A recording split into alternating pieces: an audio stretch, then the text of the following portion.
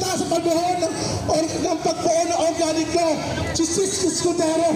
We will be questioned by Sis Escudero.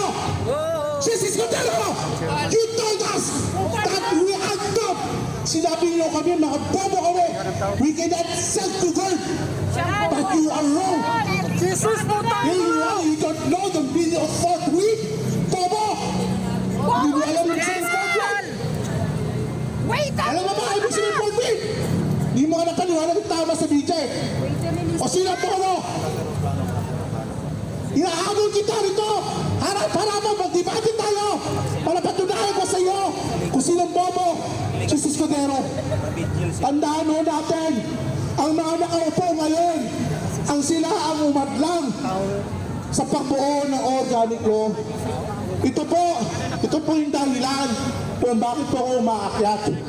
Na para makapagsalita ho, para ma-remind ko po ang mga kapwa ko mga Muslim na nalilihis ng landas, na akala nila ang ayuda ay galing sa risky blessings ng Allah Almighty.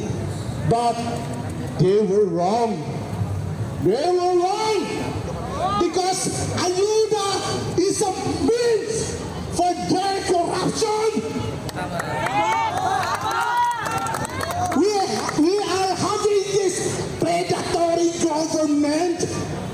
Ang predatory government ay binubuhay tayo sa ayuda para maging kampante tayo, para maging palamunin tayo ng gobyerno, thus making themselves rich and thus making themselves richer and thus making themselves richest. Motherfucker! Tampin nyo ang galit ng mga Mindanaoan! Tampin mo ang galit ng mga Muslim! Tampin mo ang galit ng isang Maranao! Ang tatay ko po, kasama ng aking pinsan.